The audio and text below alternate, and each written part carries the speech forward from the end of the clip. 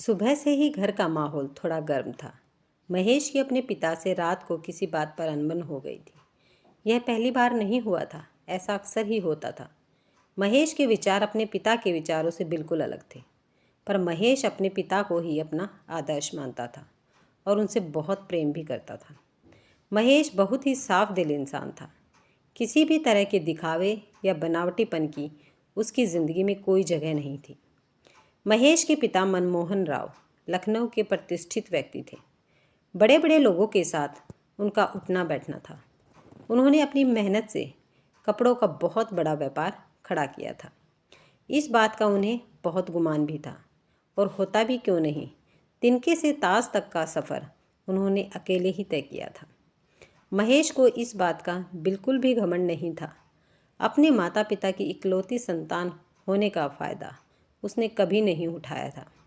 महेश की माँ रमा ने उसकी बहुत अच्छी परवरिश की थी। उसमें संस्कारों की कोई कमी नहीं थी, और हर किसी का आदर सम्मान करना और ज़रूरतमंदों के लिए दिल में दया रखना उसका स्वभाव था। वह घर के नौकरों से भी बहुत तमीज़ और सलीके से बात करता था। उसके स्वभाव के कारण वह अपने दोस्तों में भी बहुत प्रिय था। आधी रात को भी अगर कोई परेशानी में होता तो एक फ़ोन आने पर महेश तुरंत उसकी मदद के लिए पहुंच जाता था। किसी के काम आकर उसकी सहायता करके महेश को बहुत सुकून मिलता था। 11 दिसंबर का दिन था। दोहरी खुशी का अवसर था। महेश के पिता मनमोहन राव का जन्मदिन था, और साथ में उनकी नई फैक्ट्री का उद्घाटन भी था। इस अवसर पर घर में बहुत बड़ी पार्टी का आयोजन किया गया था। महेश की माँ ने सुबह ही उसको चेतावनी देते हुए कहा, शाम को मेहमानों के आने से पहले घर जल्दी आ जाना। महेश देर से घर नहीं आता था, पर ऑफिस के बाद दोस्तों के साथ कभी इधर उधर चला भी गया तो घर आने में थोड़ी देर हो जाती थी। अपने पिता का इतना बड़ा कारोबार होने के बाद भी महेश एक मैगज़ीन के लिए फ़ोटोग्राफी का काम करता था। उसे इस काम में शुरू से ही दिलचस्पी थी, और उसने तय किया था कि अपने काम से ही एक दिन खुद की एक पहचान बनाएगा। उसकी सैलरी बहुत ज़्यादा नहीं थी, पर महेश को बहुत ज़्यादा की ख्वाहिश कभी नहीं रही थी। वह बहुत थोड़े में भी संतुष्ट होने वाला इंसान था। शाम होने को आई थी। मेहमानों का आगमन शुरू हो गया था। महेश भी ऑफिस से आकर अपने कमरे में तैयार होने चला गया था। मनमोहन राव और उनकी पत्नी रमा मुख्य द्वार पर मेहमानों का स्वागत करने के लिए खड़े थे। महेश भी तैयार होकर आ गया था। थोड़ी ही देर में उनका बगीचा मेहमानों की उपस्थिति से रौनक हो चुका था। महेश की मां के बहुत जोर देकर बोलने पर भी महेश ने अपने किसी दोस्त को पार्टी में आने का आमंत्रण नहीं दिया था। टेबल पर केक रख दिया गया। महेश के पिता ने केक काटकर पहला टुकड़ा अपनी पत्नी रमा को खिलाया। फिर दूसरा टुकड़ा लेकर वह बेटे को खिलाने लगे, तो महेश ने उनके हाथ से केक ले लिया और उन्हें खिला दिया। फिर अपने पिता के पैर छूकर बोला, जन्मदिन की बहुत बहुत शुभकामनाएं पिताजी। मनमोहन राव ने बेटे को सीने से लगा लिया। महेश की माँ यह सब देखकर बहुत खुश हो रही थी।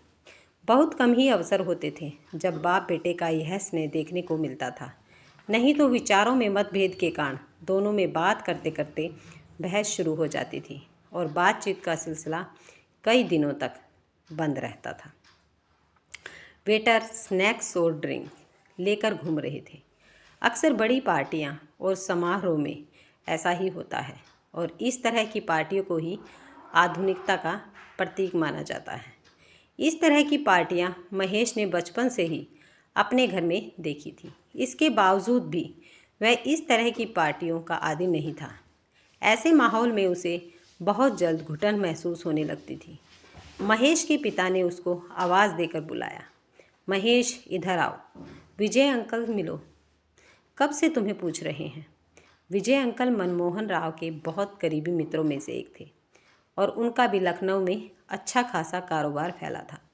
महेश ने हेलो अंकल बोलकर उनके पैर छुए तो वह बोलने लगे, यार मनमोहन, तुम्हारा बेटा तो हाई फाई करने के ज़माने में भी पैर छूता है। आधुनिकता से कितनी दूर है।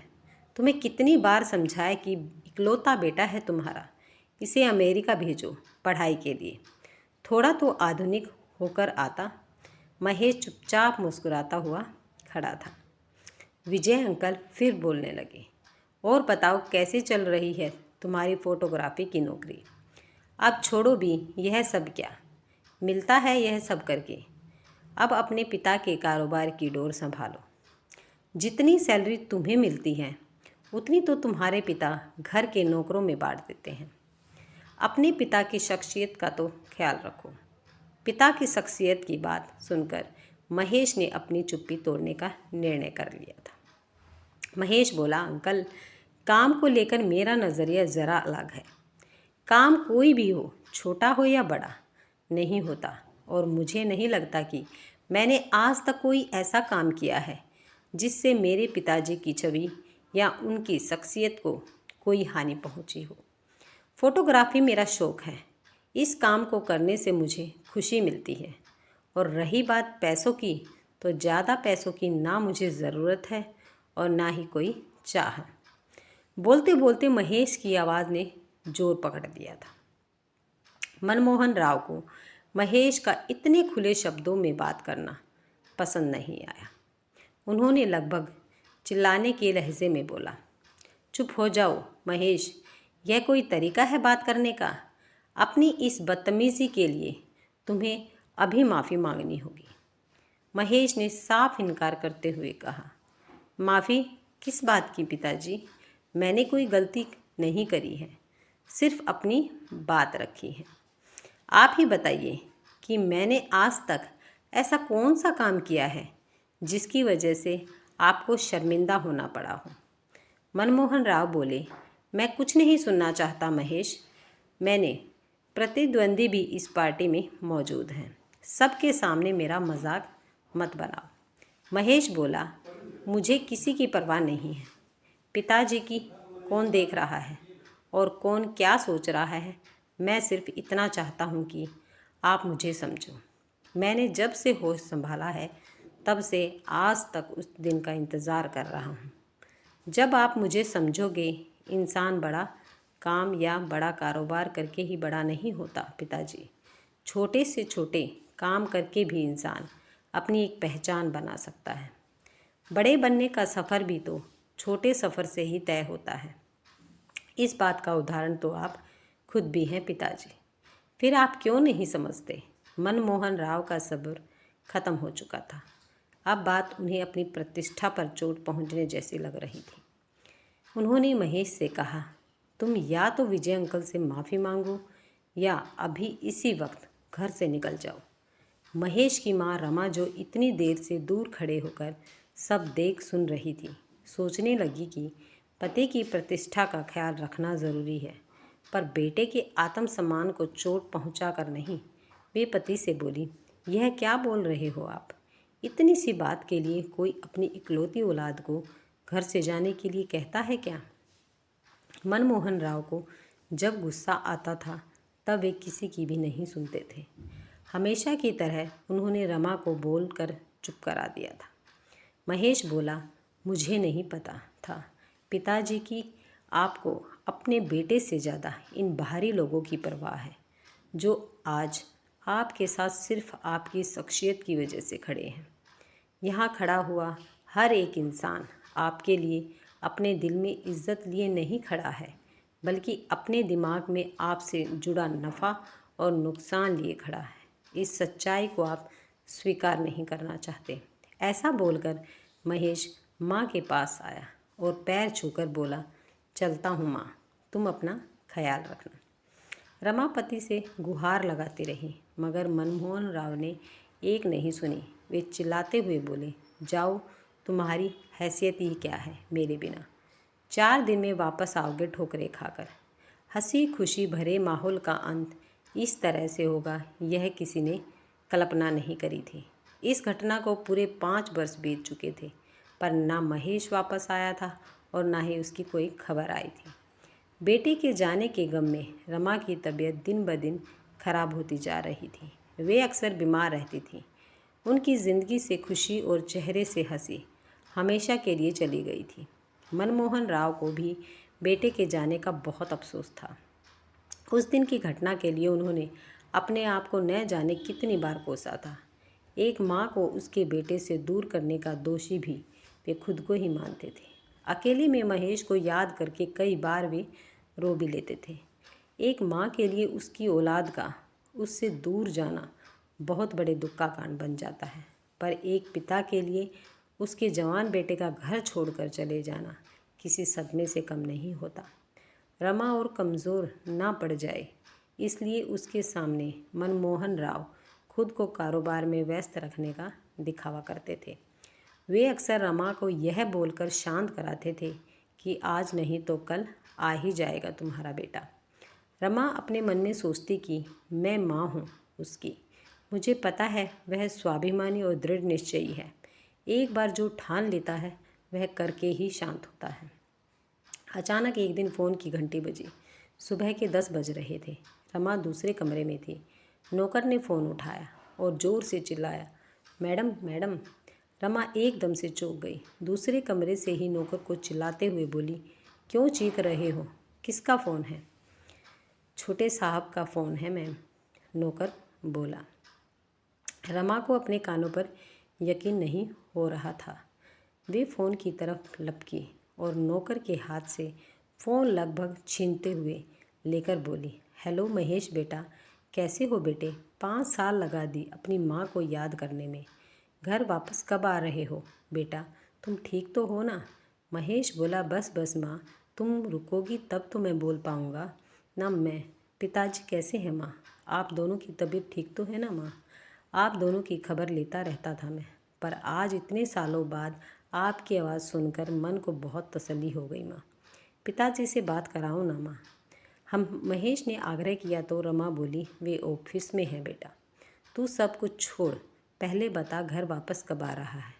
कहाँ है तू? मैं भी ड्राइवर को भेजती हूँ तुम्हें लाने के लिए। महेश हंसते हुए बोला, मैं लंदन में हूँ माँ। लंदन में? आश्चर्य से बोली रमा, बेटा वहाँ क्यों चला गया तू? ठीक तो है ना? किसी तकलीफ़ में तो नहीं है ना? अक्सर जब औलादें अपने माता पिता से दूर हो जाती हैं किसी कारण से, तो ऐसा ही चिंता उन्हें घेरे रहती है कि वे किसी गलत संगत में न पड़ जाए। अकेले खुद को कैसे संभालेंगे? रमा के बार बार बीमार रहने की वजह भी यही सब चिंताएं थी। महेश सोचने लगा कि माँ ने 5 साल मेरे बिना कैसे निकाले होंगे, पता नहीं। माँ की बातों से उसकी फिक्र साफ झलक रही थी। मेरी बात सुनो माँ, महेश बोला। घर से निकलने के बाद मैं 2 साल लखनऊ में ही था। जिस मैगज़ीन के लिए मैं काम करता था उसकी तरफ से ही मुझे 3 साल पहले एक प्रोजेक्ट के लिए लंदन भेजा गया था। मेरा प्रोजेक्ट बहुत ही सफल रहा। यहाँ लंदन में मेरे काम को बहुत ही सराहा गया और अगले महीने यहाँ एक पुरस्कार समारोह का आयोजन है जिसमें तुम्हारे बेटे को best photographer of the year का पुरस्कार मिलने वाला है। माँ, आपके और पिताजी के आशीर्वाद और मेरी इतने सालों की मेहनत का परिणाम है। मुझे इस पुरस्कार के रूप में मिलने जा रहा है। मेरी बहुत इच्छा है कि इस अवसर पर मेरा परिवार, मेरे माता पिता और मेरे साथ रहें। मेरी ज़िंदगी की इतनी बड़ी खुशी को बांटने के लिए आज मेरे साथ यहाँ कोई नहीं है माँ। बोलते बोलते महेश का गला भर गया था। उधर रमा की आंखों से निकले आंसुओं ने भी उसके आंचल को भिगो दिया था और उनका दिल खुशी से चिल्लाने को कर रहा था कि मेरे बेटे की हैसियत देखने वालों, देखो आज अपनी मेहनत से मेरा बेटा किस मुकाम पर पहुंचा है। दूसरे देश में जाकर दूसरे लोगों के बीच में अपने काम से अपनी पहचान बनाना अपने आप में बहुत बड़ी जीत का प्रमाण है। महेश ने आगे बोला, माँ, आपके और पिताजी के लिए लंदन की टिकट भेज रहा हूँ। पिताजी को लेकर जल्दी यहाँ आ जाओ माँ। हाँ बेटा, हम ज़रूर आएंगे। रमा ने कहा, कौन से माता पिता नहीं चाहेंगे कि दुनिया की नज़रों में अपने बेटे के लिए इतना मान सम्मान और इज्जत देखना। तूने हमें यह अवसर दिया है, हम ज़रूर आएंगे बेटा, ज़रूर आएंगे। ऐसा कहकर रमा ने फ़ोन रख दिया। आज रमा को अपनी परवरिश पर बहुत नाज हो रहा था। 5 साल की जुदाई का दर्द आज बेटे की सफलता के आगे उसे बहुत छोटा लग रहा था। वे बहुत बेसब्री से महेश के पिता के घर आने का इंतज़ार कर रही थी। फ़ोन पर इतनी बड़ी खुशखबरी वे नहीं देना चाहती थी। वे चाह रही थी कि बेटे की सफलता की खुशी को अपनी आंखों से उसके पिता के चेहरे पर देखे। दरवाजे की घंटी बजी तो नौकर ने जाकर देखा, दरवाज़ा खोला। महेश के पिता जैसे ही घर के अंदर दाखिल हुए तो उन्होंने जो देखा उसकी कल्पना नहीं की थी। रमा अपनी खोई हुई मुस्कान चेहरे पर लिए हुए खड़ी थी। देखते ही बोले, मनमोहन राव, इतने साल बाद तुम्हारे चेहरे पर खुशी देखकर बहुत सुकून मिल रहा है। इसकी वजह पता चलेगी कि नहीं? तुम्हारा बेटा वापस आ गया क्या? रमा बोली, जी नहीं, बेटा नहीं आया, पर आज दोपहर में उसका फ़ोन आया था। इस खबर को सुनने का इंतज़ार वे बिना जाने कब से कर रहे थे। अच्छा, कैसा है वह? मेरे बारे में पूछा कि नहीं उसने? नाराज़ है क्या अब तक मेरे से? उनकी उत्सुकता बढ़ती जा रही थी। रमा बोली, बिल्कुल नाराज़ नहीं है, वो बार बार आपको ही पूछ रहा था। और सुनिए, लंदन में है हमारा बेटा। बेटा लंदन में है? सुनकर महेश के पिता सोफे से उठ खड़े हुए थे। जी हाँ, लंदन में, और अगले महीने वहाँ बहुत बड़े पुरस्कार से सम्मानित होने जा रहा है आपका बेटा। बोलते हुए मिठाई का एक टुकड़ा रमा ने मनमोहन राव के मुंह में डाल दिया था। उनकी खुशी का कोई ठिकाना नहीं था। तुम सच कह रही हो ना रमा? रमा बोली, जी हाँ, बिल्कुल सच। मनमोहन राव ने रमा को सीने से लगा लिया और दोनों अपने आंसुओं को रोक नहीं पाए। रमा ने खुद को संभालते हुए कहा, आगे तो सुनिए, हमारे लिए लंदन की टिकट भेज रहा है। पुरस्कार समारोह में वह हम दोनों के साथ शामिल होना चाहता है। मनमोहन राव के आंसुओं का बहाव और तेज हो चुका था। जिस बेटे को 5 साल पहले उन्होंने बोला था कि तुम्हारी हैसियत क्या है मेरे बिना, उसने अपनी हैसियत से शख्सियत तक का सफ़र क्या बेखूबी पर पूरा किया है। आंसुओं ने उनके चेहरे को पूरी तरह से भिगो दिया था और बेटे से मिलने की तड़प में दिल मचल उठा था।